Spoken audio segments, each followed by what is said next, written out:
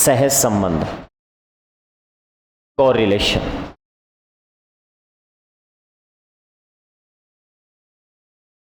Correlation या सहविचरण, ये नाम नहीं आएगा। सहविचरण, परमाप विचलन जरूर आता है, क्योंकि कहीं भी मानक विचलन बोलता नहीं है नालायक, परमाप विचलन ही बोलता है। सहविचरण, कोवेरियंस,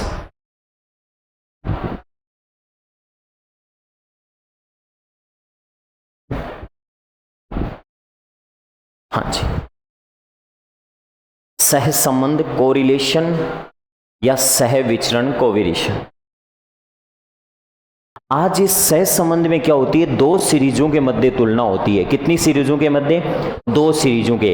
एक्स ज्योग्राफी के बच्चों की औसत आयु है, सॉरी एक्स ज्योग्राफी के बच्चों की आयु है, एक्स आयु है ज्योग्राफी वाले बच्चों की, ठीक है। और ज्योग्राफी वाले बच्चों की आयु मैं अल्फाबेट से लिखता जाऊं तो किसी की मान लो 20 वर्ष, किसी की 21, किसी की 22, किसी की 24, किसी की 32, ऐसे ज्योग्राफी वाले बच्चों की आयु है, ठीक है। वाई मान लीजिएगा बायो वाले बच्चों की आयु है, ठीक है। वायु बायो वाले बच्चों की आयु है, और बायो वाले बच्चों की आयु सपोज दैट अल्फाबेट पर पहला आया वो मान लो 70 साल का, फिर उससे कम आया वो 68 साल का, फिर उससे कम आया वो 65 का। ऐसे मेरे पास में बायो वाले बच्चों की आयु आ गई, ठीक है। तुम कहोगे ये भर्ती की तैयारी क्यों कर रहे हैं, इनको एलिजिबल ही नहीं है कोई सा इनमें से। हाँ, तो इनका आपस में सह संबंध का मतलब होता है इनमें आपस में संबंध देखा जाता है कि मान लो ज्योग्राफी वाले बच्चों की धीरे धीरे आयु बढ़ रही है तो बायो वाले बच्चों की आयु घट रही है। इनके करस्पॉन्डेंट एक चर के मान में कोई परिवर्तन होता है, उसके सापेक्ष दूसरे चर के मान में परिवर्तन का अध्ययन करना ही क्या कहलाता है, सह संबंध कहलाता है। किसी एक चर के मानों में जो परिवर्तन होता है या एक चर के मूल्यों में जो परिवर्तन होता है उसके सापेक्ष दूसरे चर के मूल्यों में वृद्धि हो रही है या कमी हो रही है, या कभी वृद्धि कभी कमी हो रही है। इस प्रकार के संबंध को सह संबंध कहा जाता है। अब देखो, कुछ चर आपस में डिपेंड होते हैं और कुछ चर आपस में क्या होते हैं, स्वतंत्र होते हैं। कुछ चीजें आपस में स्वतंत्र होती है और कुछ चीजें आपस में क्या होती है, डिपेंड होती है। जैसे मुझे एक बात बताओ, आपको मैं ये कहूँ कि आप किसी चीज़ के डेटा लिख रहे हो, जैसे मैं कहूँ आप डेटा लिखो वर्षा के, किसके डेटा लिखो, वर्षा के। तेरा काम यही है कि तू 2011 से लेके 2024 तक का 23 तक का मुझे डेटा उपलब्ध करवाएगी हर साल, कितने एमएम बारिश हुई सिक्कर में, ठीक है। मैं इसको दूसरा काम सौंप दूंगा। तू एक काम कर, चाहे एफसीआई में जा, चाहे केंद्र सरकार के पास जा, चाहे राज्य सरकार के पास में, चाहे घर घर जा। घर घर तो पॉसिबल नहीं है, पॉसिबल ही नहीं है डेटा इकट्ठा करना तो। लेकिन तुम क्या करोगे, मैं कहूंगा आप दोनों को मैं रिसर्च में एक प्रैक्टिकल दे रहा हूं, और वो प्रैक्टिकल ये करना है कि आपको 2011 से 23 तक की वर्षा लिखनी है। वर्षा को आप लिखोगे एक्स से, 2011 में इतने एमएम, 2012 में इतने एमएम, 2013 में इतने एमएम, 2014 में इतने एमएम, हर वर्ष की एमएम में बारिश। और आपको क्या करना है, हर साल उत्पादन देखना है, यील्ड देखना है। तो आप उत्पादन लिखना, 2011 में सरसों का उत्पादन या फसल का उत्पादन कितना हुआ इस क्षेत्र में, 2012 में कितना हुआ, 2013 में कितना हुआ, 2014 में। अब मेरे पास में ये 10-11 सालों के एक डेटा तो आ गया बारिश का, एक आंकड़ा तो किसका आ गया, एक तो बारिश का डेटा आ गया और एक उत्पादन का डेटा आ गया। अब मैं ये देखूंगा कि जैसे जैसे किसी साल में बारिश ज्यादा हो रही है उस साल में उत्पादन भी क्या हो रहा है, और कभी बारिश कम हो रही है तो उत्पादन भी कम हो रहा है। इसका मतलब ये आपस में सह संबंध हो गया इनमें। ये सह संबंध कौन सा होता है वो तो बाद की बात है, अभी प्रकारों में पढ़ाऊंगा मैं आपको। इसमें 2-3 ही चीजें बताऊंगा मैं आपको मेन। एक तो इस सह संबंध में अपन अर्थ की बात करेंगे, किसकी बात करेंगे, जिसकी मैं चर्चा करने जा रहा हूं अभी, ठीक है। एक हम बात करेंगे इसके प्रकार की, टाइप्स ऑफ कोरिलेशन, ठीक है। एक बंधु डिग्री ऑफ कोरिलेशन की बात करेंगे, मात्रा, इसका मान कितना हो सकता है, ठीक है। और एक बात करेंगे अपन सूत्रों की, कार्ल पियर्सन का सूत्र पढ़ेंगे और एक स्पीयरमैन का फॉर्मूला पढ़ेंगे, ठीक है। इन सूत्रों की बात करेंगे, ठीक है। तो अपन बात कर रहे हैं अभी अर्थ की। किसकी बात कर रहे हैं? अर्थ की। बात बाद में आएगी कि सर बरसात जैसे ज्यादा हुई उस साल उत्पादन भी ज्यादा हुआ, तो कौन सा सहसंबंध हुआ, वो बात आगे की है। लेकिन आपस में कोरिलेट तो हो गए कि नहीं हो गए? बरसात बढ़ी तो बताओ मुझे यहाँ पे उत्पादन भी बढ़ा कि नहीं बढ़ा? अरे बढ़ा कि नहीं बढ़ा? अब मैं आपको दूसरा काम सौंप रहा हूँ, आप एक काम करना, इकोनॉमिक्स का थोड़ा नॉलेज रखते हो, नहीं भी रखते तो आप एक काम करना कि आप एक काम कर दे, यहाँ पे किसी चीज, किसी प्रोडक्ट विशेष, किसी गोल्ड की बात कर लें अपन। मान लो कि गोल्ड की तुम 2006 से रेटें लाओगे, 2006 जुलाई में ये थी, 2007 जुलाई में ये हुई, 2008 अगस्त में मत लिख देना तुम, अगस्त सितंबर अक्टूबर, वरना एक साल में ही 12 महीनों की लिख दोगे आप। सिर्फ मुझे तो ये बता दो 2022 में कितनी थी, 24 में कितनी।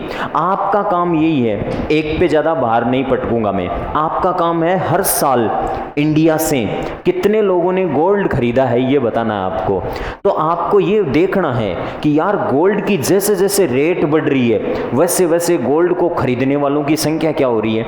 कम हो रही है। सपोज दैट हो रही है। अब आप में से कोई कह सकता है सर गांव में एक कहावत चलती है, सोने के भाव आसमान छूते हैं, और लोगों ने हद ही पार कर रखी है, इतना ज्यादा गोल्ड लेने लग गए। तो वो तो एक्चुअल बात है, वो तो एक्चुअल बात होगी। मान ले 2006 में गोल्ड की रेट कम थी, उस समय कम ही गोल्ड करवाया होगा घर वालों ने, चाचा के चाची के, ठीक है। अब आज अपन भाई की शादी कर रहे हैं, गोल्ड की रेट आसमान छू रही है और अपन किलो 2 किलो चेपे मीटर, तो गांव वाले तो यही कहेंगे कि देखो यार गोल्ड की रेट तो बढ़ रही है और लोगों के शर्म नाम की चीज नहीं है, इतना गोल्ड करवा रहे हैं, कहां से ला रहे हैं? इसका मतलब वो एक्चुअलिटी है वहां पे, दोनों चरों में रेट बढ़ी गोल्ड भी बढ़ा, समझ गए। लेकिन वैसे नेचुरली अपन समझें तो गोल्ड की जैसे रेट बढ़ती है, गोल्ड का मान लो लोग परचेज करने वालों की क्या हो जाती है? कमी हो जाती है। इसका मतलब ये हो गया कि ये अपने आप में किस प्रकार का सहसंबंध हुआ वो तो बाद की बात है, लेकिन इनमें आपस में सहसंबंध हो गया कि नहीं हो गया कि एक चीज बढ़ रही है तो दूसरी क्या हो रही है? घट रही है। इस प्रकार से ये सहसंबंधित हो जाते हैं, ठीक है। मैं आपसे ये पूछूं, कुछ चर स्वतंत्र होते हैं, कुछ चर क्या होते हैं बंधु? स्वतंत्र, जिनमें कोई संबंध नहीं होता। अब मैं आपके सामने पटकूं एक बात है, मुझे एक बात बताओ, आप हर 70 का टेम्परेचर लिखना, लिख लोगे? आप हर 70 की बारिश लिखना। मुझे एक बात बताओ, टेम्परेचर का बारिश से कोई संबंध है क्या? है? तुम तो ज्योग्राफी को बता दो यार, टेम्परेचर का बारिश से कोई संबंध है क्या? है? सोच लो, आप ही बताओ भाई। मैं तो मैथ्स का हूं, मेरे को तो क्या पता, मेरे को तो क्या पता। मान तो ये लगे कि 18 बिरखा मंडे जा तो बारिश 80 और 18 मंडे जा को नहीं आवे, आ 40 जा खिंडगी और आ 40 जा आएगी। मैं तो अति जना भाई देख मैथ्स का आदमी हाँ, क्योंकि मान कौन बेरो कि कौन सो विक्षोभ बने। मैं तो अति जना कि हाँ ठीक है, काली काली लगी है न बिरखा पक्को ही 80, समझ गया। आजकल तो गूगल में देखे लगा, पहले मैं तो 30 सुनेड़ा हाँ, ज्योग्राफी तो आती को नहीं, पढ़ी को नहीं ढंग से, मन बेरो को नहीं, खटीनु विक्षोभ बन रहे, वो भी कौन बेरो बंगाल की खाड़ी 18 है या 18 है। तो मैं तो 30 जना के 18 बिरखा लागी को मतलब 80, 18 लागी को मतलब को नहीं आवे, काली काली है तो 80। मुझे तो आप ये बताओ, टेम्परेचर का बारिश से कोई संबंध है क्या? टेम्परेचर बढ़ेगा तो बारिश ज्यादा होगी क्या? है? तो फिर एक बात बताना, जहां मरुस्थली एरिया होता है वहां तो टेम्परेचर बहुत ज्यादा होता है, दिन प्रतिदिन बढ़ता जा रहा है और बारिश बढ़ रही है क्या?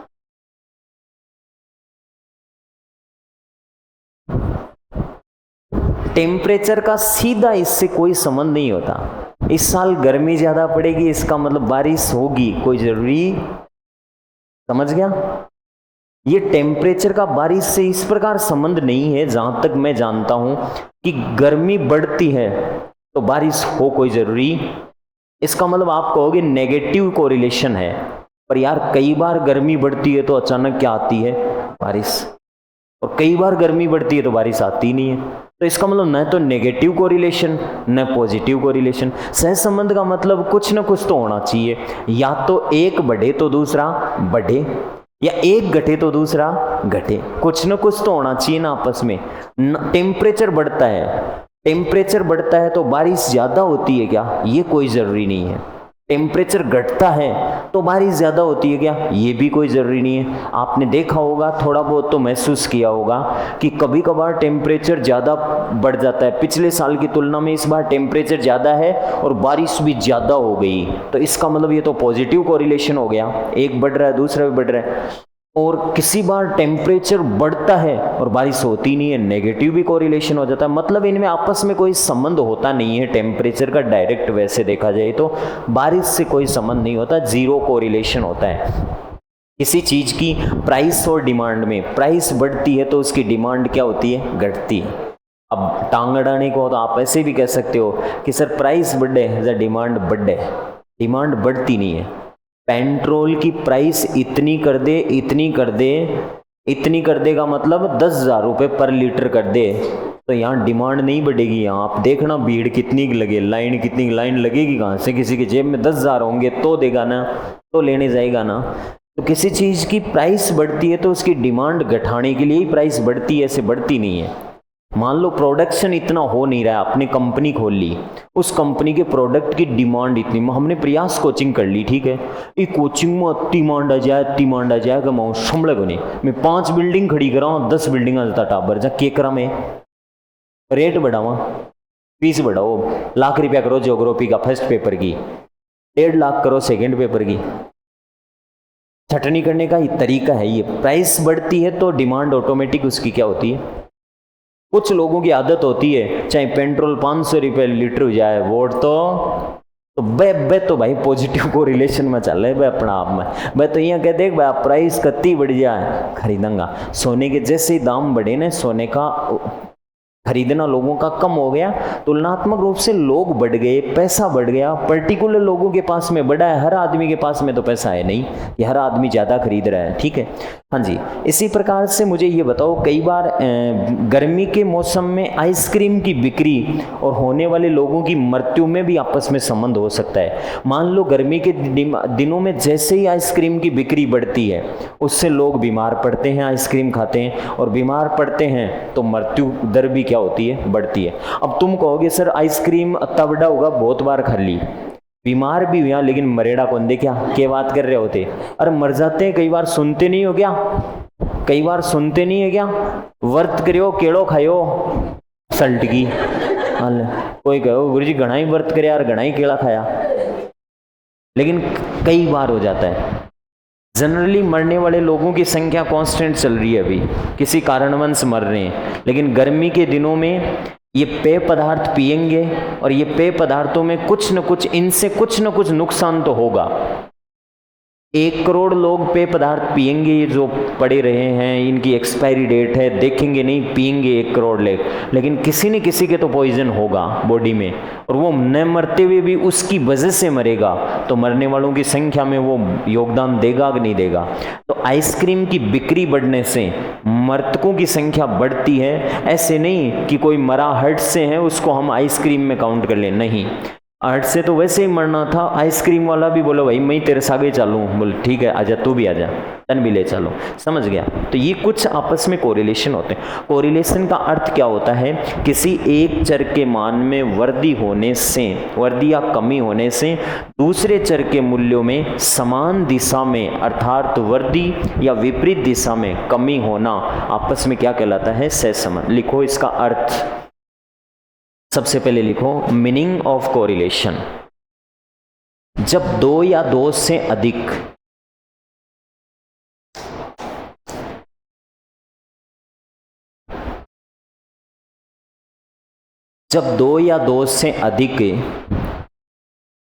चरों के मूल्यों में,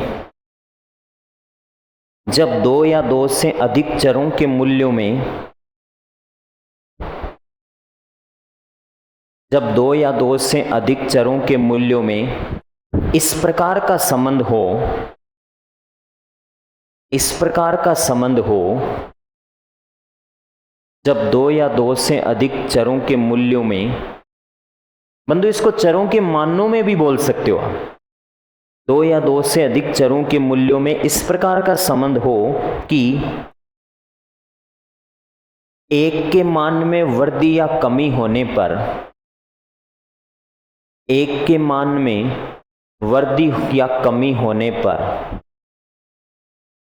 एक के मान में वृद्धि या कमी होने पर दूसरे के मान में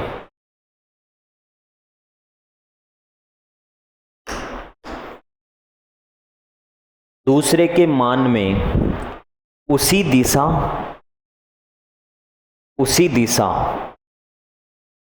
या विपरीत दिशा में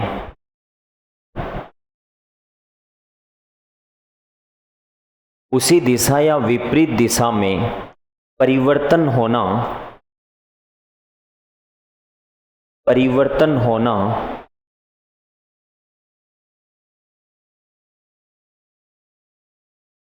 उन दोनों में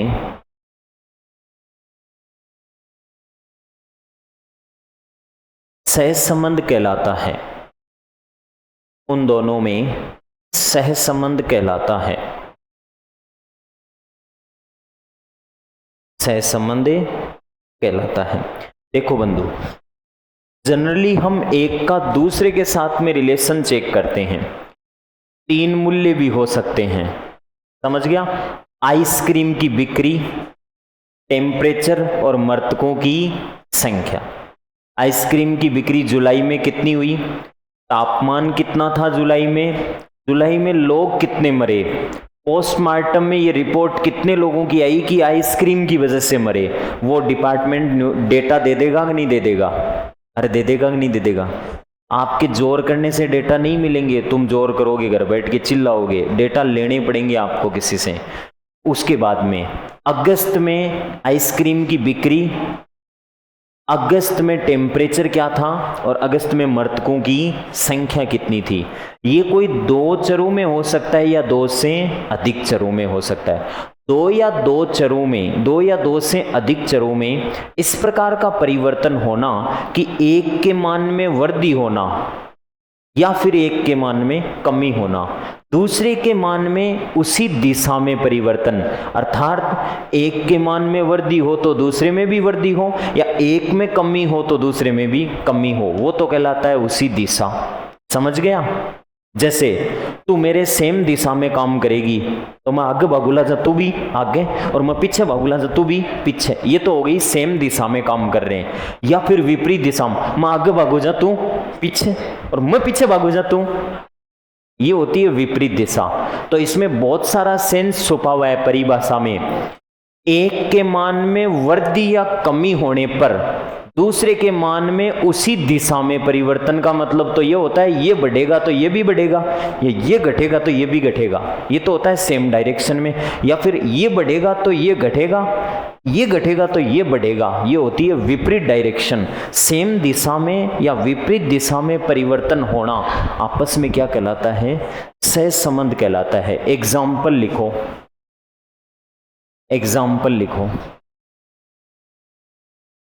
ये कोई 2 चर है, एक्स और वाई।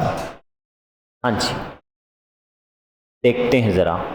एक्स का मान 10, 8, 7, 5 और वाई का मान 40,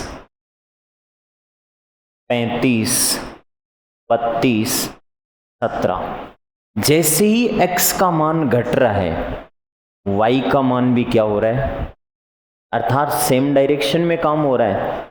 इसका उल्टा ऐसे भी बोल सकते हो, एक्स का बढ़े तो वाई का भी बढ़े, नीचे से पढ़ोगे तो बढ़ता दिखेगा दोनों का। ये तो होता है सेम डायरेक्शन। ऑपोजिट डायरेक्शन क्या बात कहती है? एक का मान बढ़ने से दूसरे का घटे या एक का घटने से दूसरे का बढ़े। जैसे एक्स के मान 5, 7, 9, 13, वाई के 100, 80, 70, 40। एक्स का मान बढ़ने से वाई का मान घट रहा है, अर्थात एक चर का मान घटने से दूसरे का घटे या एक चर का मान बढ़ने से दूसरे का घटे, ये आपस में क्या कहलाते हैं? सहसंबंध कहलाते हैं। लिखो टाइप्स ऑफ कोरिलेशन।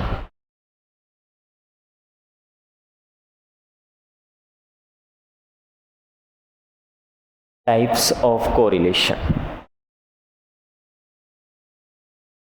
सहसंबंध की परिभाषा हो गई, अर्थ हो गया। अगली बात करेंगे सहसंबंध के प्रकार की। सहसंबंध की किसकी बात करेंगे बंधु? प्रकार की।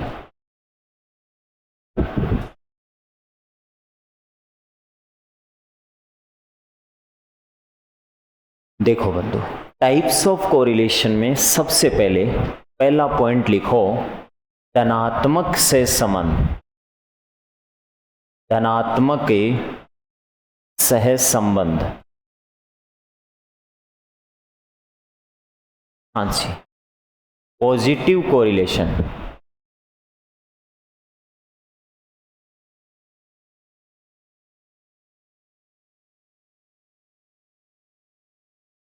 या इसका दूसरा नाम होता है प्रत्यक्ष सहसंबंध। प्रत्यक्ष सहसंबंध, डायरेक्ट कोरिलेशन।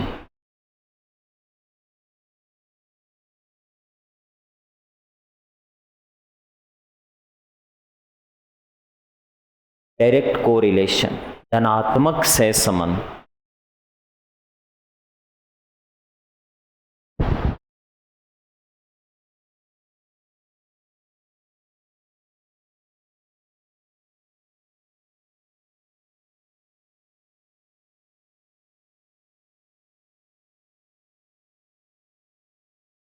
हाँ भाई,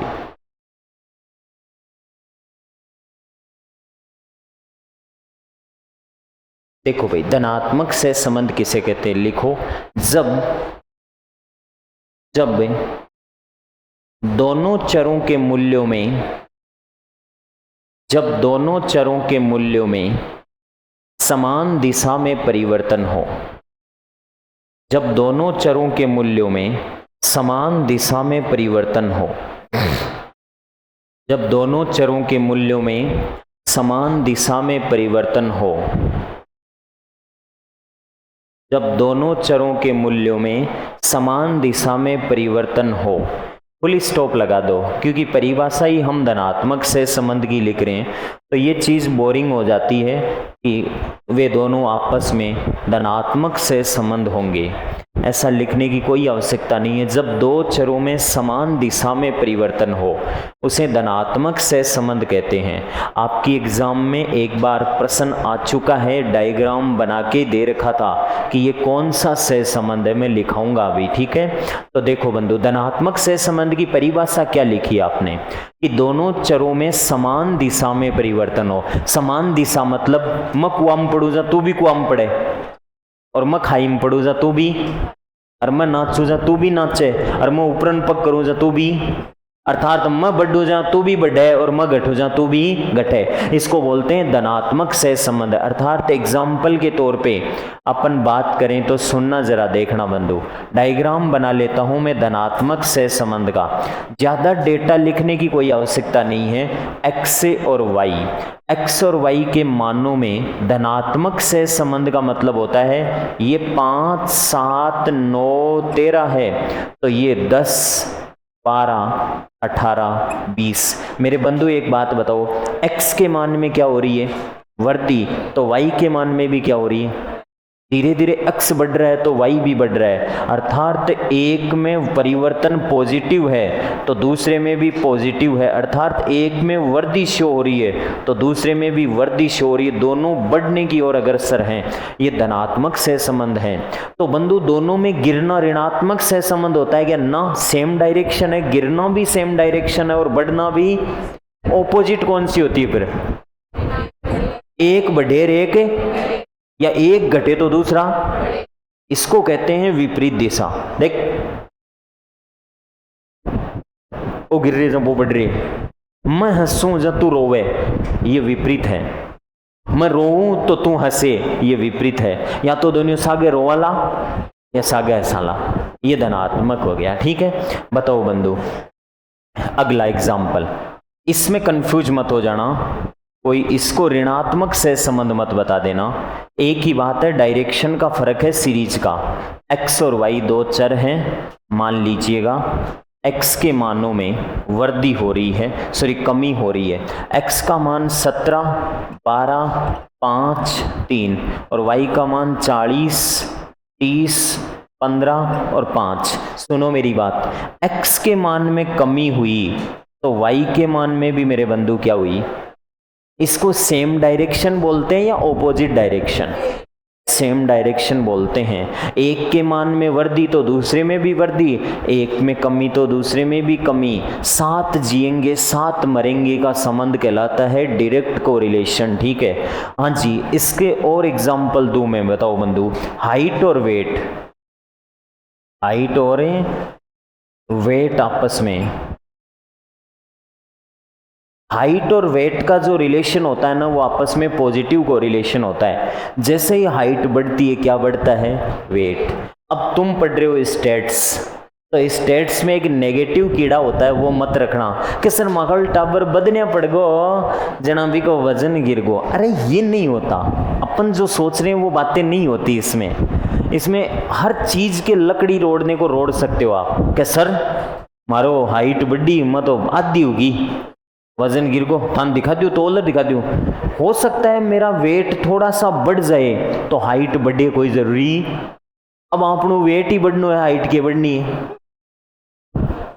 ये चीजें अपने लिए ही क्यों लागू करते हो आप? बिल्डिंग की जिये जिये हाइट बढ़ाओ, बिल्डिंग को वजन कौन बढ़ेगे? हैं? तरबूज की जिये जिये हाइट बढ़े, वजन कौन बढ़ेगे? अरे बड्डे कौन बड्डे? अब थे कैसे गुरु जी कता दिन बड़ी देखश्या तोड़ रख दो और होली गंद देखश्या देगा नहीं कहीं हुए, होली गंदो बेचारो सूख जैसी। ये लागू नहीं होती ये बातें। अपन कुछ हद तक बोल सकते हैं, जैसे पहाड़ की हाइट बढ़ा दो आप, रेत के टिल्ले की हाइट बढ़ा दो तो उसका वेट भी क्या होगा? इंसान की बचपन से आज तक हाइट बढ़ी है, अपनी आज तक हाइट बढ़ी है तो वेट भी थोड़ा थोड़ा क्या हुआ है? अब तुम्हारे बीच में पीढ़ियां हो गया यार, कहते हो गुरुजी घटको तो भी कोई इलाज को नहीं, ठीक है। पेड़ पौधों की हाइट बढ़ती है तो उनका वेट भी, जो भी अपन कोई भी पौधा लगाते हैं उस पौधे की जैसे जैसे हाइट बढ़ती है वैसे वैसे उसका वेट है। और किसी पौधे की हाइट काटते जाओ, आप किसी पहाड़ी को ऊपर से काटते जाओ, ठीक है, ऊपर से काटते जाओगे तो उसका हाइट घटेगा तो उसका वेट भी क्या होगा? घटेगा। इन जनरल यहाँ को नहीं है कि सर हाइट घट रही है लेकिन वह पत्थर काट के साइड में ही रख दिया, वेट चेंज को नहीं हो, वन उठाया को नहीं में तो उठा लो, वन नहीं उठाया तो, ऐसी बातें नहीं हो चलती इसमें। हाँ जी, रेनफॉल और यील्ड, रेनफॉल और यील्ड जो होती है ये भी आपस में धनात्मक सहसंबंध दर्शाती है। जैसे जैसे बारिश जिस सत्र में ज्यादा होती है ना, उस सत्र में उत्पादन भी क्या होता है? अब भाई इतनी भी बारिश न हो जाए कि बाढ़ आ जाए तो क्या कर लो उत्पादन, कर दिखा दो उत्पादन, तो यहाँ भी नहीं है। कुछ हद तक बाढ़ नहीं आनी चाहिए। जैसे जैसे अब थान कोई कहते सर हाइट बढ़े से वेट बढ़े, थान में खींचर बता दे, खींचा थान 5 जन लूम जा भी, और तुम्हारे 2 क्रेन लगा दूं, एक तो पैरों के रस्सा बांध के इधर क्रेन और ये कठिन क्रेन, और ताक तो बता सकूं मैं थान, इतना हाइट बढ़ा दूंगा तो वेट बढ़ेगा, कोई जरूरी नहीं है। लेकिन ये मत कहना कि सर बाढ़ आ जाना कर लो उत्पादन, और सर बारिश भी फसल काटती टाइम पर आ जाना, नहीं साहब। इन जनरल ऐसा कहा जाता है कि इस साल इतनी बारिश हुई, उस बारिश में वो लास्ट वाली बारिश काउंट होती है क्या? वो नहीं होती, लास्ट वाली होती है कि लास्ट वाली, लास्ट में महीना 1.5 महीना का गैप देकर अखबार में आंकड़े आते हैं कि इस साल इतनी बारिश हुई, समझ गया? जुलाई में इस साल में इतनी बारिश हुई, तो वो जुलाई में बात कर रहे हैं, वो इकट्ठी नहीं करी है बारिश, जून से लेके अगस्त सितंबर अक्टूबर की। ऐसे नहीं आप नवंबर में फसल काटते हो उस समय पे बारिश हो रही है, वो भी इसी में काउंट हो। और इंद्र देवता कहे कि लो बरसा रहे हूँ, उत्पादन बढ़ना चाहिए। अभी इंद्र देवता लगातार 10 दिन बारिश करे और कहे देखो भाई किसानों, उत्पादन था वो नहीं बढ़े तो मेरी गलती को नहीं है, मैं बारिश बढ़ा रही हूँ, ठीक है। लेकिन ये भी टाइम के होने चाहिए, ऐसे नहीं होते, ठीक है। धनात्मक से संबंध होता है बारिश और इसमें यील्ड में, ठीक है, उत्पादन में। हाँ जी, इसका डायग्राम क्या होता है मेरे बंधु? डायग्राम, इसका डायग्राम देखना क्या होता है, एक चीज बढ़ेगी तो दूसरी चीज भी बढ़ेगी। मान लो ये x का मान है और ये किसका मान है? y का। इनमें आप एक बात ध्यान रखना, मूल बिंदु से निकलने वाली रेखा दोनों के बीचों बीच चलेगी। इसको धनात्मक सहज संबंध का डायग्राम बोलते हैं। सुन लो किसका डायग्राम बोलते हैं। जो ज्योग्राफी में प्रश्न आया था ना, उसको गलत करोगे, अभी मैं बता दूंगा। आप कहोगे सर ईयन की लाइन तो धनात्मक सहज संबंध की वह नहीं भाई। एक के मान जैसे जैसे बढ़ते हैं, जैसे जैसे x के मान बढ़ते हैं, x का मान यहाँ पे जो भी है तो y पे ये है, ठीक है। जैसे जैसे x का मान बढ़ा, इसको डॉट डॉट से दिखाऊंगा वरना आप मूल रेखा को भूल जाओगे। जैसे जैसे x का मान बढ़ा, बंधु इससे वो ज्यादा है कि नहीं है, इधर तो बढ़ेंगे ना मान। तो जैसे जैसे x पर लाइन बढ़ रही है, y पर भी मान बढ़ रहा है कि नहीं बढ़ रहा है, इससे ये ज्यादा तो इससे ये ज्यादा।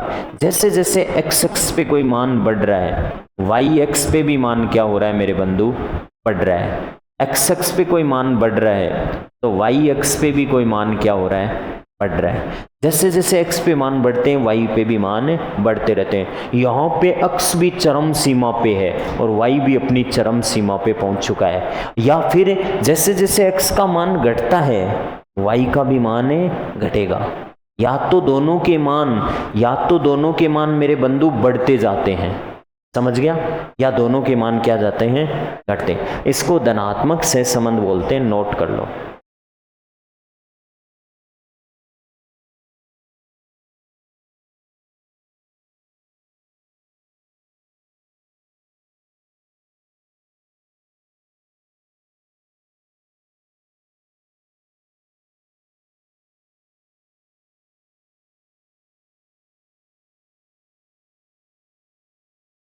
दो नंबर लिखना, ऋणात्मक सहज संबंध।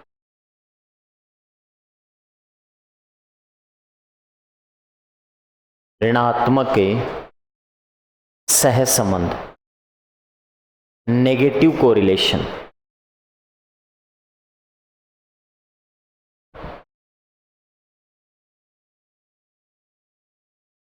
नेगेटिव कोरिलेशन, इसको बोला जाता है विलोम सहज संबंध। विलोम सहज संबंध, विलोम सहज संबंध, इनवर्स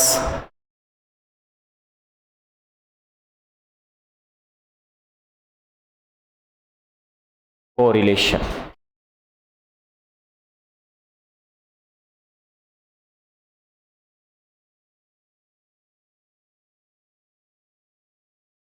उनमें समान दिशा में परिवर्तन होता है, इनमें विपरीत दिशा में। तुम कहोगे अभी तक प्रश्न बनता है क्या? बिल्कुल, प्रकार में से प्रश्न बनता है, अर्थ में से कोई प्रश्न नहीं बनता। अर्थ में से एग्जाम में कोई प्रश्न नहीं बनता, प्रकार में से बनता है। डायग्राम बनाकर कहेगा कि इनमें क्या संबंध है। डायग्राम बनाकर ना कहे तो कहेगा किसी वस्तु की कीमत तथा उसकी डिमांड में कौन सा सह संबंध होता है। कीमत बढ़ती है तो डिमांड घटती है। यार एक जीना चाह रहा है और एक मरना चाह रहा है तो ऋणात्मक सह संबंध हो जाता है। हाँ जी, लिखो इसमें परिभाषा, लिखो इसकी परिभाषा, लिखो इसकी। जब दोनों चरों के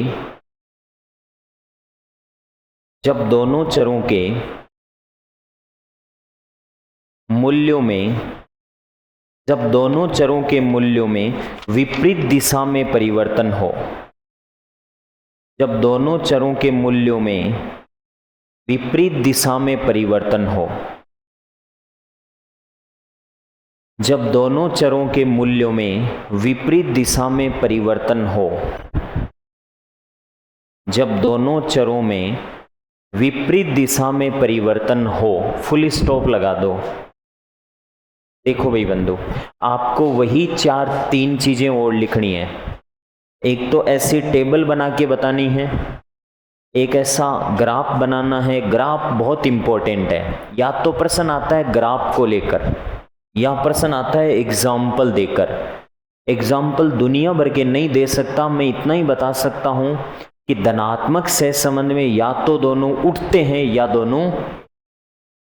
या तो दोनों पॉजिटिव या दोनों नेगेटिव। पॉजिटिव नेगेटिव का मतलब यहाँ ये है, या तो दोनों प्लस में वर्दी होते हैं, या तो दोनों चार्ज होते हैं, या दोनों डिस्चार्ज होते हैं, या तो दोनों आगे बढ़ते हैं या दोनों पीछे बढ़ते हैं। ऐसा नहीं एक आगे जाए एक पीछे भागे, और पहलोड़ो पीछे भागे या दूसरोड़ो आगे भागे, ये उल्टे होते हैं मेरे बेटे, इनवर्स होते हैं ये आपस में, ठीक है। एक कहेगा हाँ तो दूसरा कहेगा ना, पहलो कैसी ना, दूसरा कैसे हाँ। एक कहेगा नानी के जाऊंगा, दूसरा कहेगा नहीं जाऊंगा।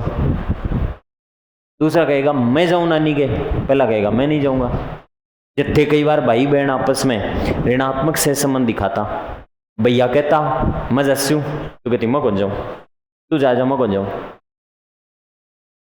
या वो कहता मैं भी नहीं जाऊंगा, फिर मैं जाऊंगी। फिर दोनों में से एक रोता, समझ गया, एक रोता तो मम्मी आती, मम्मी आके कहती कि आज तो 80 होगी, तू ही के बराबर क्यों है। आती कहती ठीक है बताओ। जब दोनों में विपरीत दिशा में परिवर्तन हो, इधर देखना भाई, जब दोनों में विपरीत दिशा में परिवर्तन हो, सपोज दैट ये आपके पास में चर हैं, x के मान में मान लो वृद्धि हो रही है, x का मान 12 से हो गया 18, 18 से हो गया 24, 24 से हो गया 30, और y का मान 40 से 30 पे आया, और 30 से 10 पे, 10 से 9 पे आ गया। बंधु x का मान तो संबंध रखना चाह रहा था, लेकिन y बोलो ना को नहीं रखा पा। x बोला यस बढ़ाओ मान को, y बोला ना घटाओ। जब एक बढ़ता है तो दूसरा घटता है, या पहला घटता है तो दूसरा क्या होगा, बढ़ेगा। x और y के मानों में इस प्रकार का परिवर्तन, x का मान 9 से 8 हुआ, 8 से 4, 4 से 2, और y का मान 5 से 7 हुआ, 7 से 11, 11 से 13। जैसे ही x बोला मैं घट जाऊं तो y बोला मैं बढ़ूंगा। एक का मान घटता है तो दूसरे का मान बढ़ता है, या फिर एक का मान बढ़ता है तो दूसरे का घटता है। इस प्रकार की चीजें ऋणात्मक सहसंबंध के अंतर्गत आती है। एग्जाम्पल लिख दो प्राइस और डिमांड का, price and demand. Price and demand आपस में नेगेटिव कोरिलेशन दिखाती है। और ऐसी कोई चीजें, बहुत सी चीजें दैनिक जीवन में जो एक बढ़ती है तो दूसरी क्या होती है, घटती है। एक बढ़ती है तो दूसरी चीजें घटती है।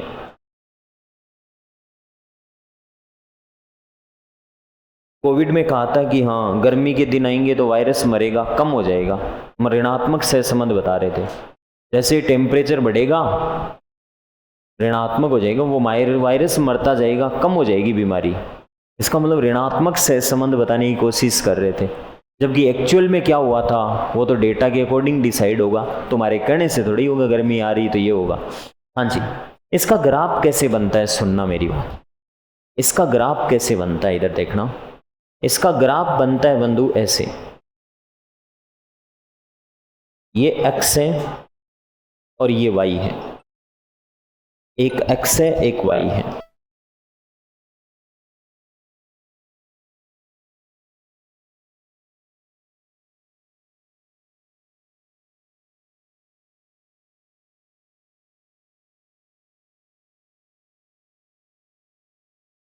ग्राफ कैसे बनेगा, इसका ग्राफ बनेगा जब एक अपनी चरम सीमा पर होगा ना तो दूसरा बहुत कम होगा, जब एक अपने शीर्ष पे होगा ना तो दूसरा बहुत कम होगा। जैसे गुस्से में यही होता है, मेरे को बहुत ज्यादा लड़ाई कर रहे हैं ना आप दोनों, मैं ज्यादा तेज बोल रहा हूं तब तू डाउन है, और जैसे ही मेरी आवाज का ओज कम होगा वैसे वैसे तू मेरे सिर पे चढ़ने लग जाएगी। होता ही आया ऐसा, मैं तेज बोल रहा हूँ आक्रामक हूं तब तो तू थोड़ा ढीला पड़ रखा है, तू हाथ से ऐसे गुस्से भी कम कर रहा है, और जैसे ही मैं पीछे हटूंगा मैं चलने लगूंगा तो अब मारूंगा इन, ऐसे करेगा। होता है ना कई बार, जैसे मैं तेरे धनाधन मार रहा हूं, लोग मेरे को पकड़ रहे हैं और मेरे को गुस्सा आ रखा है, तब तक तो तू यही कह रहा है ये है नालायक, इसकी वजह से हुआ है, अब देख लो इसको, आप खुद देख लो इसको। और जैसे मैं ढीला पड़ूंगा फिर तू गुस्से में होगा कि नहीं होगा। अरे होता है कि नहीं होता है। जब आप गुस्से में होते हो तब बस कंडक्टर कूल रहता है, लेकिन जब आप गुस्से की चरम सीमा पार कर जाते हो तो फिर वो गुस्से में आने लगता है, तब तुम ढीले पड़ते हो। अब बराबर होना में कोई फायदा होगा नहीं। मतलब एक चीज अपर लिमिट पर होती है तो दूसरी लोअर पर होती है। जैसे x का मान 0 पर होगा ना, x तो कह रहा मैं तो यही हूं, y कह रहा मैं यहां हूं, और जैसे जैसे x का मान बढ़ेगा y का मान घटेगा। इस बिंदु पर x का मान क्या है मेरे बंधु? न के बराबर, स्टार्ट ही हुई अभी, लेकिन y का मान क्या है? चरम सीमा पर है कि नहीं है? और इस बिंदु पर x का मान बढ़ा है तो y का मान है घटा कि नहीं घटा? ऊपर से नीचे घटा कि नहीं घटा? आगे जाएगा x का मान बढ़ा तो y का मान क्या हुआ? घटा। जैसे ही x का मान अपनी चरम सीमा पर होगा y ठंडा पड़ जाएगा। यहां x तो वहां चला गया और y नीचे आ गया। जब x बढ़ा तो y नीचे आ गया, इसको बोलते ऋणात्मक सहसंबंधी। या फिर x घटेगा तो y, इससे इसमें x घटा है लेकिन इससे इसमें y क्या हुआ है? बढ़ा है। उल्टा सीधा दोनों बोल सकते हो। अब जब ज्योग्राफी में ये जब प्रश्न आया था, सुन लो मेरी बात, तो ऐसा डायग्राम देके पूछा था इनमें कौन सा सहसंबंध है। इधर तो लिख रखा था x यहां तो, और यहां लिख रखा था y, और ऐसे रेखा खींच रखी थी। बताओ कौन सा सहसंबंध होगा?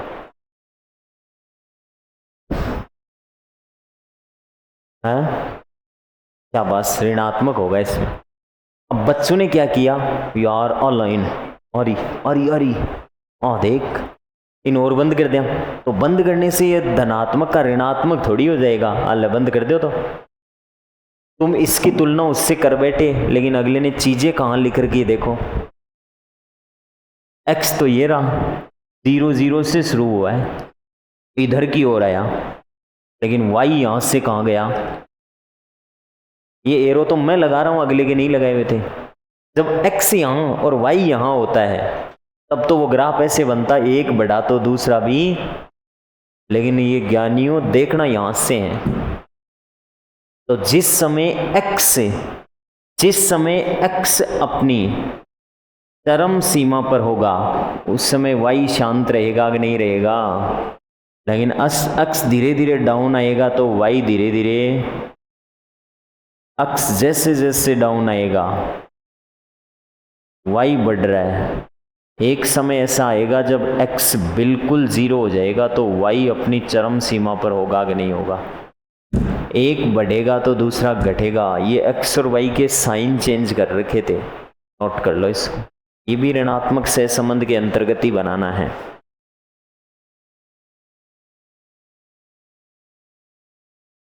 दो प्रकार की बातें पूछ सकता है, एक डायग्राम बना कर देना, एक थियरी में बोलना कि प्राइस और उस वस्तु की मांग में क्या संबंध होता है।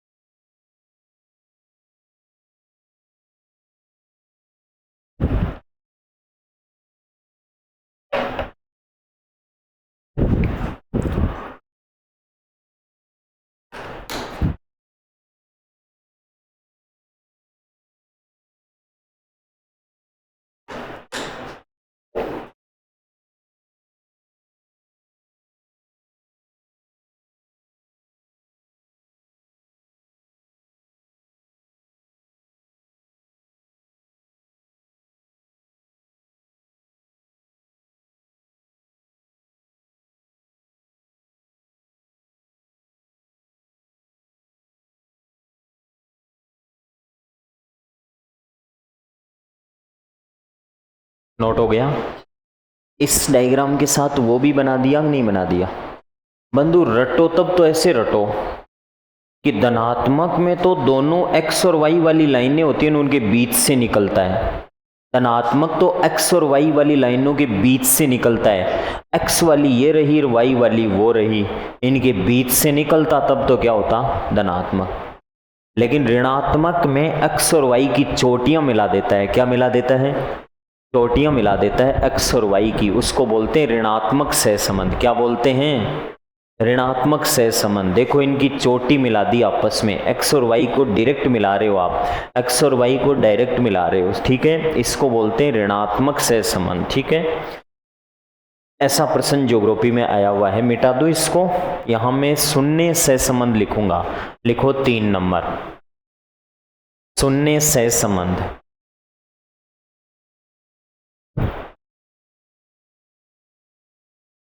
शून्य सहसंबंध, शून्य सहसंबंध, इसको बोलते सकते हैं अपन जीरो कोरिलेशन।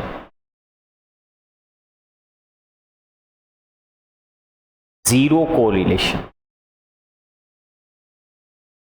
शून्य सहसंबंध, जीरो कोरिलेशन। जीरो कोरिलेशन क्या होता है भाई, जहां आपस में कोई संबंध न हो, जहां आपस में कोई संबंध न हो, तो लिख दो जब दोनों चर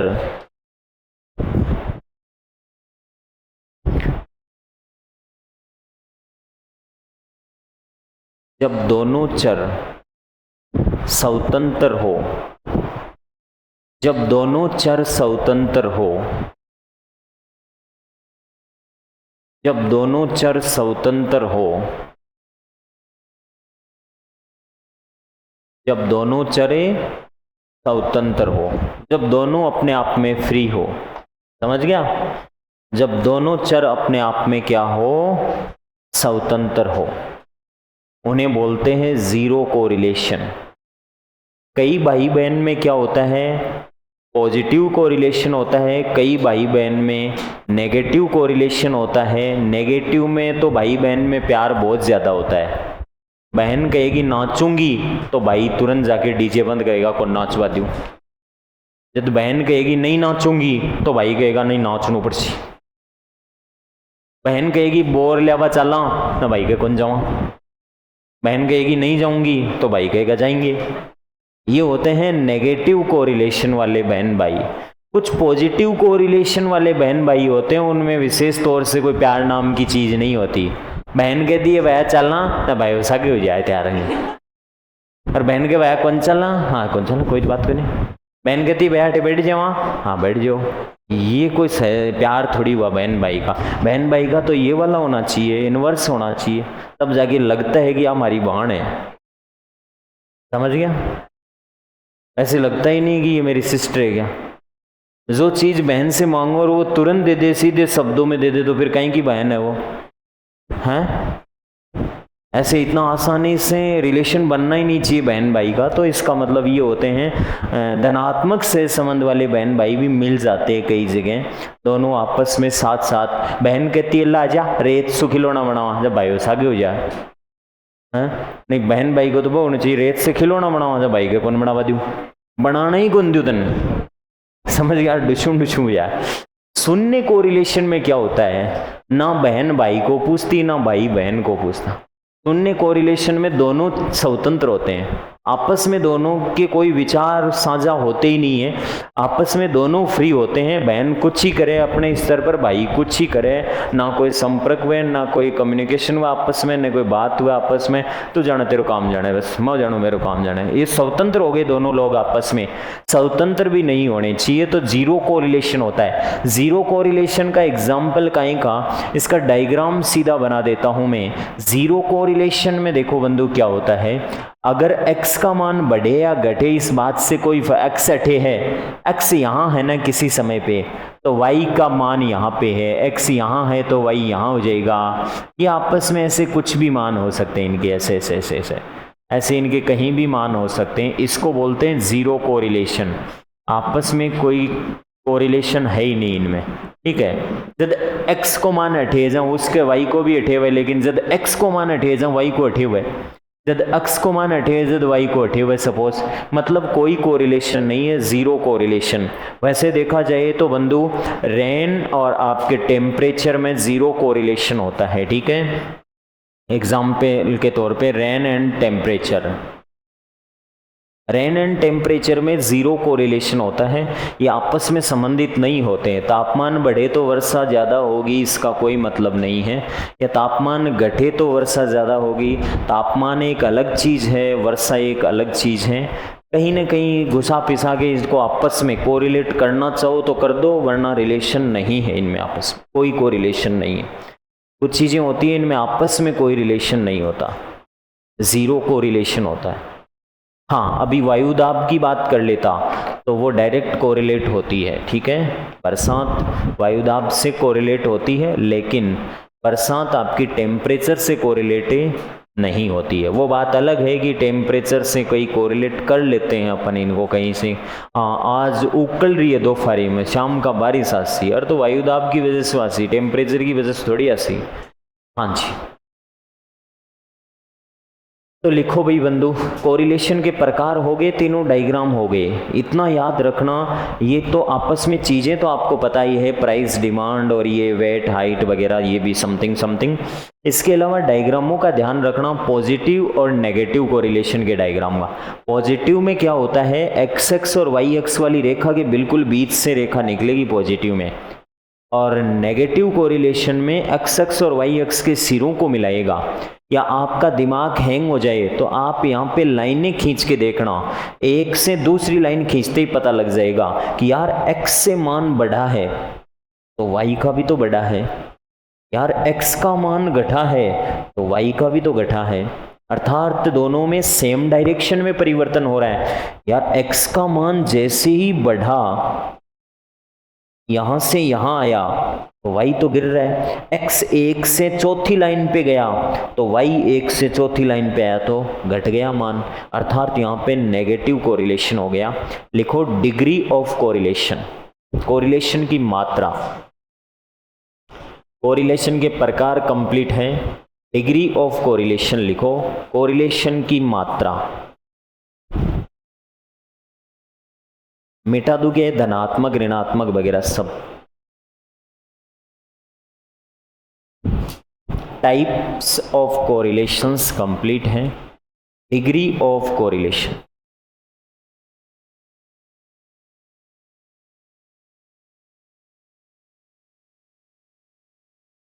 थोड़ा सा उटपटांग टॉपिक तो है ही कोरिलेशन, क्योंकि मीन मोड मीडियन तो फिर भी आप पढ़ते हो, फर्स्ट पेपर में पढ़ लेते हो, बार बार पढ़ते रहते हो।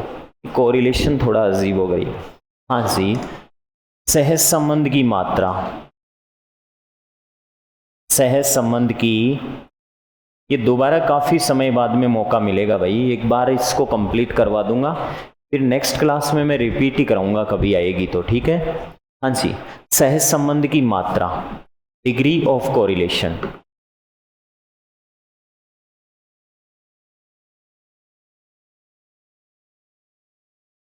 हाँ जी, डिग्री ऑफ कोरिलेशन आर पर डिपेंड करती है सहज संबंध की मात्रा।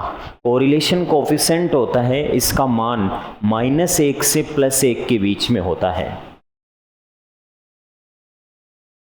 कोरिलेशन कोफिशिएंट सहज संबंध गुणांक, सहज संबंध गुणांक, कोरिलेशन कोफिशिएंट जो होता है इसको आर से लिखते हैं अपन। किससे लिखते हैं बंधु? आर से। इस कोरिलेशन कोफिशिएंट का जो मान है वो मान होता है -1 से लेके +1 के बीच में। किसके बीच में होता है? -1 से किसके बीच में होता है? +1 के बीच में होता है। जब बंधु आर का मान, जब आर का मान -1 होता है, जब आर का मान क्या होता है? -1। ये आर का मान निकालने की बात करेंगे अपन। किससे निकालेंगे? सूत्रों से, ठीक है। इनकी अलग अलग मेथड है, Karl Pearson product moment method, ठीक है, स्पीयरमैन कोफिशिएंट कोटी अंतर, रैंकिंग डिफरेंस वाला। इन फॉर्मूलों से बात करेंगे। आर का मान नेगेटिव है तब तो पूर्ण ऋणात्मक से संबंध होगा। क्या होगा बंधु? पूर्ण ऋणात्मक सह संबंध होगा। जब आर का मान नेगेटिव होता है तो परफेक्ट नेगेटिव कोरिलेशन होता है, ठीक है, परफेक्ट नेगेटिव कोरिलेशन होता है। परफेक्ट नेगेटिव कोरिलेशन में आर का मान क्या आएगा?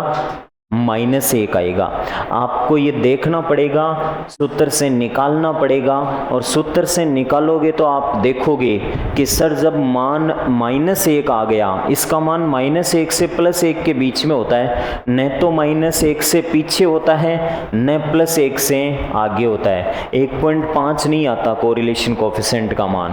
कोरिलेशन कोफिशिएंट का मान -1 से +1 के बीच में डोलता है इसका मान, ठीक है। तो अगर मान लो -1 आ गया तो परफेक्ट नेगेटिव कोरिलेशन होगा। अगर बंधु आर का मान आ गया +1, आर का मान क्या आ गया? कुछ भी चिन्ह नहीं होता है तो क्या मानते हैं? प्लस का मानते हैं। गणित में कुछ भी चिन्ह नहीं होता है तो क्या मानते हैं? मैंने 2 लिख दिया, प्लस का है या माइनस का? प्लस का है, तो ये पूर्ण धनात्मक सहसंबंध होगा। इसको लिख दो, पूर्ण धनात्मक सहसंबंध, ठीक है, पूर्ण धनात्मक सह संबंध होता है। पूर्ण धनात्मक में आर का मान कितना होता है? +1। तो इनके नाम याद रखना कि यहाँ कौन सा होता है? Perfect positive correlation. हाँ जी, जब आर का मान सपोज दैट बंधु 0 हो जाएगा तो अपन कहेंगे शून्य सहसंबंध होगा। क्या होगा? शून्य सहसंबंध होगा। आर का मान 0 होता है तो नो कोरिलेशन होता है। तो क्या होता है? नो कोरिलेशन या 0 कोरिलेशन, यहाँ कोई सहसंबंध नहीं है। शून्य सहसंबंध बोल सकते हो आप, या कह सकते हो कोई सहसंबंध नहीं, कोई सहसंबंध नहीं, कोई सहसंबंध नहीं होता है जब आर का मान कितना होता है? 0। इसके अलावा बंधु देखो, इस आर के जो मान हैं, इसके लिए एक चीज ये भी ध्यान रखना, आर का मान देखिएगा, ये यहाँ पे मान लो 0 है, ये 0 होगा तब तो नो कोरिलेशन होगा। आर का मान +1 है तब परफेक्टली पॉजिटिव कोरिलेशन होगा। आर का मान -1 आता है तब परफेक्टली नेगेटिव कोरिलेशन आएगा। लेकिन मान लो आर का मान इससे -1 के आसपास है तो इसको बोलते हैं स्ट्रॉन्ग नेगेटिव कोरिलेशन बोलते हैं। क्या बोलते हैं बंधु? स्ट्रॉन्ग नेगेटिव कोरिलेशन बोलते हैं। आर का मान अगर इस 0 के आसपास, -1 के आसपास है, -1 के आसपास, इधर पीछे नहीं इधर ही, तो इसको बोलते हैं strong negative correlation.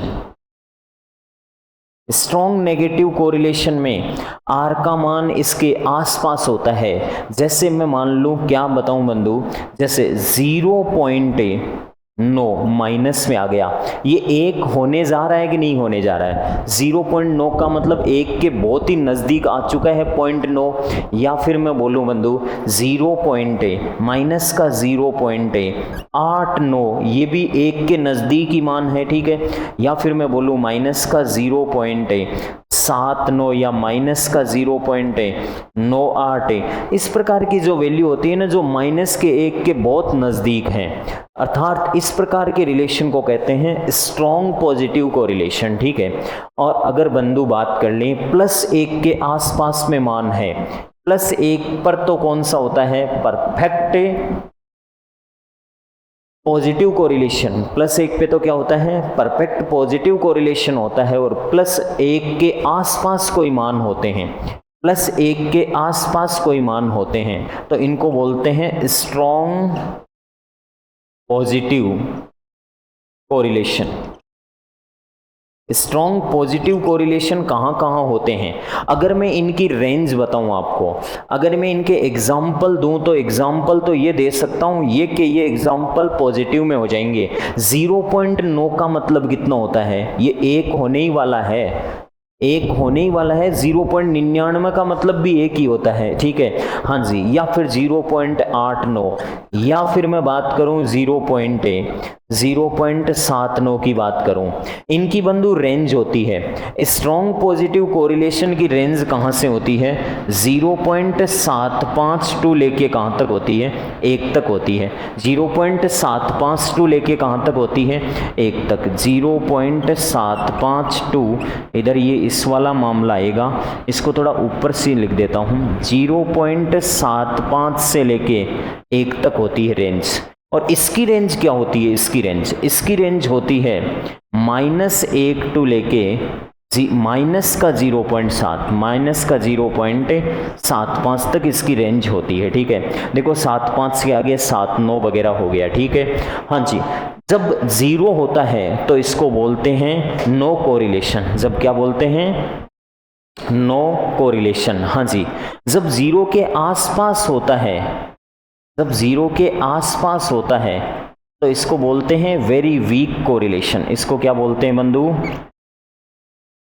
Very weak correlation.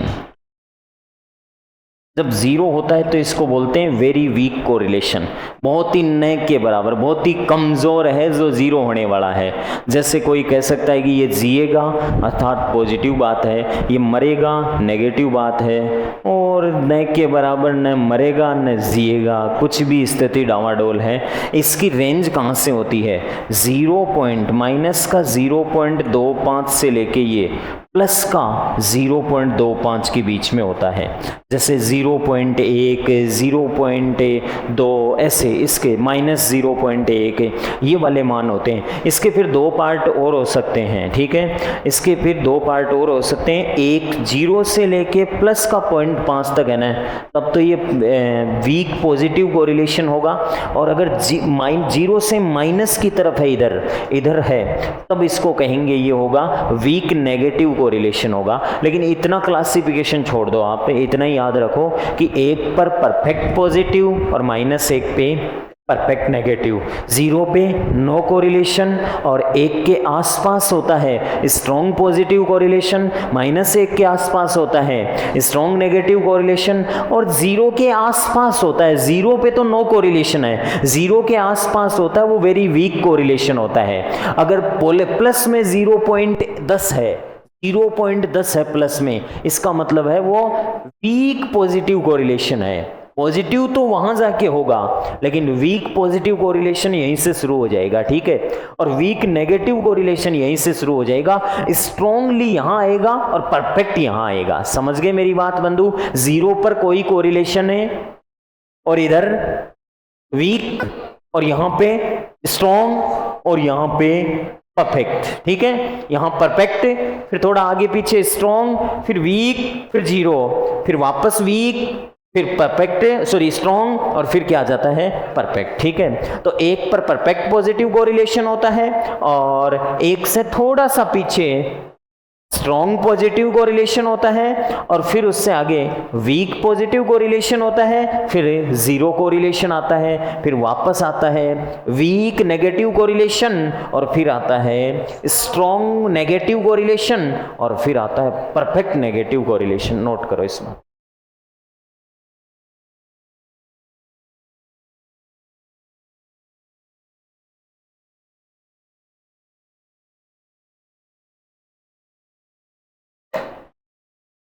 ये मैंने मात्रा बता दी आपको। अब मुझे एक चीज़ और बतानी है आपको, सूत्र वो बताऊंगा मैं नेक्स्ट क्लास में, क्योंकि आज इतना पॉसिबल नहीं हो पाएगा। सूत्रों की कहानी छेड़ते ही घंटा 1 जाएगा आपका, और अभी बच रहा है आधा घंटा।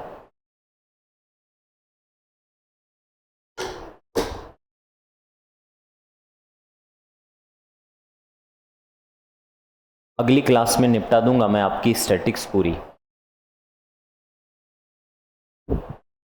फिर अपन को पढ़ना है, वापस रीस्टार्ट करेंगे। फिर वैसे कोई दिक्कत नहीं है।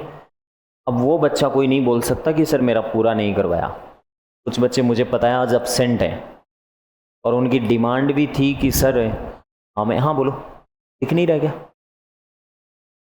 कुछ बच्चों की डिमांड थी कि सर हमें एक बार कंप्लीट करवाओ। उस समय उनकी आवाज़ उठ रही थी, लेकिन वो आज खुद ही एब्सेंट है। शायद एक या दो ही स्टूडेंट थे तो ये बोल रहे थे कि सर हमें एक बार, बाकी आपकी इच्छा थी कि रिपीट करो दोबारा पीछे से, लेकिन वो लोग ही एब्सेंट है जो ये कह रहे थे ना कि सर एक बार कंप्लीट करवाओ, अब मैं दोबारा नहीं करवाऊंगा, मतलब वापस साइक्लिक करवाऊंगा, 0 से स्टार्ट करूंगा और यहाँ ला के ख़त्म करूंगा। इंतज़ार उनको करना पड़ेगा, उनको बता देना आप।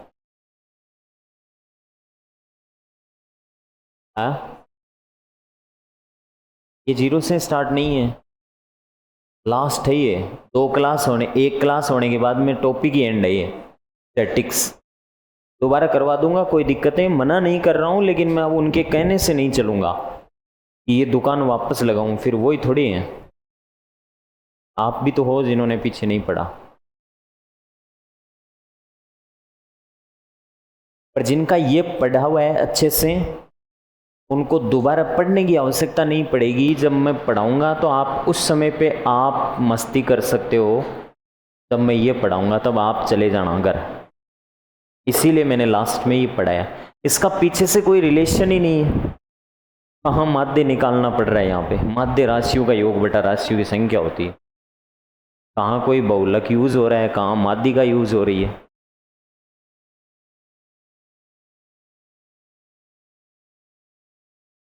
कोई मेजर कनेक्शन नहीं है कि सर ये पढ़ा रहे हो और माध्य हमें आता ही नहीं।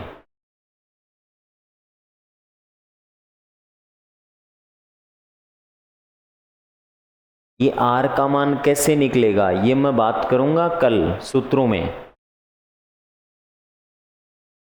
यहां से एक प्रश्न भी आया हुआ है ज्योग्राफी न्यूमेरिकल प्रश्न, जो कल सूत्रों की बात करूंगा।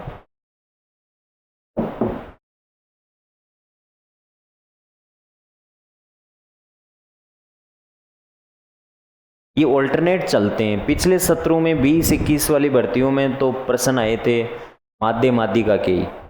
पिछली भर्ती में माध्य माध्यिका पर ही सिमट गया था मामला। मानक विचलन और सहसंबंध में से कोई प्रश्न नहीं था पिछली भर्ती में। उनसे पीछे की भर्तियों में 15-18 उन भर्तियों में जरूर आए हुए, तो वापस रिपीट हो सकते हैं, ध्यान रखना।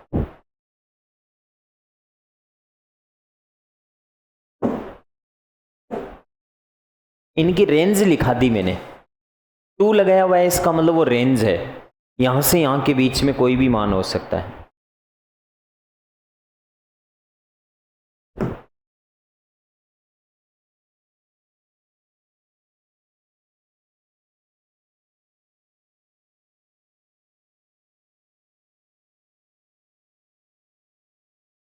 छाप लिया गया, अरे छाप लिया गया।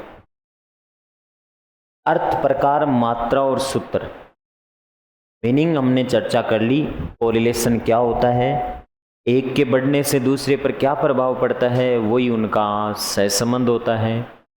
एग्जाम्पल लिखे थे 2 प्रकार। प्रकार में आपके पॉजिटिव कोरिलेशन होता है, जिसको प्रत्यक्ष सहसंबंध भी बोल सकते हैं, डायरेक्ट कोरिलेशन। इसमें दोनों में सेम डायरेक्शन में परिवर्तन होता है। ग्राफ का ध्यान रखना, एग्जाम्पलों का ध्यान रखना कि प्राइस और डिमांड पॉजिटिव कोरिलेशन में नहीं आती, एक बढ़ती है तो दूसरी बढ़ती नहीं है, और एक घटती है तो दूसरी घटती नहीं है। सेम डायरेक्शन में परिवर्तन नहीं होता है। नेगेटिव कोरिलेशन में सेम डायरेक्शन परिवर्तन नहीं होता है, ऑपोजिट डायरेक्शन में परिवर्तन होता है। एक बढ़ता है तो दूसरा घटता है, पहला घटता है तो दूसरा बढ़ता है। ऑपोजिट डायरेक्शन में परिवर्तन, ग्राफ में दोनों को सीधा मिलाया जाता है, एक्स को और वाई को, बीच में से शुरू नहीं होती लाइन, समझ गए। नेक्स्ट इसके बाद में घूम के भी डायग्राम आ सकता है। जीरो कोरिलेशन, जीरो कोरिलेशन मतलब एक के बढ़ने घटने से दूसरे के मान पर कोई फर्क न पड़े, समझ गया। तेरे रोने और हंसने से मेरे खाना खाने की पर क्वांटिटी पर कोई फर्क नहीं पड़ेगा, कि तू अपने घर पे रोती है या हंसती है, क्या करती है, हमें क्या मतलब, इसका हमारे पे क्या फर्क पड़ेगा, समझ गए। इस चीज से हमारे यहाँ कोई फर्क नहीं पड़ेगा, समझ गए। अर्थात जीरो कोरिलेशन की वो चीजें होती है जिनमें दूर दूर तक आपस में कोई संबंध नहीं होता। समझ गए? दूर दूर तक आपस में कोई संबंध नहीं होता, वो जीरो कोरिलेशन होते हैं। कोरिलेशन की मात्रा जो होती है, डिग्री ऑफ कोरिलेशन की बात करें तो कोरिलेशन की जो रेंज होती है वो -1 से +1 के बीच में होती है। -1 पे परफेक्टली नेगेटिव कोरिलेशन होता है और +1 पे परफेक्टली पॉजिटिव कोरिलेशन होता है। 0 पे कोई कोरिलेशन नहीं होता है। और बात करें कि 0 के आसपास है तो वो वीक कोरिलेशन होता है। प्लस वाला है तो पॉजिटिव वीक कोरिलेशन हो जाएगा और माइनस वाला है तो नेगेटिव वीक कोरिलेशन हो जाएगा। 0 से दूर है लेकिन एक होने ही वाला है भाई। 0.75 के बाद में एक होने ही वाला होता है। अरे 0.5 तो कहाँ होता है बीच में, 0.5 के बाद में आता है 0.75। अरे आधार पावर पूर्ण तो जानते हो ना, 0 पाव तो क्या है, वीक पॉजिटिव कोरिलेशन, और आधा मिड में है। और पूर्ण का मतलब होता है स्ट्रॉन्ग पॉजिटिव कोरिलेशन और एक का मतलब परफेक्ट पॉजिटिव कोरिलेशन होता है। और 0 से पीछे जाते हैं तो weak negative correlation, strong negative correlation और -1 पे नेगेटिव परफेक्ट नेगेटिव। जाओ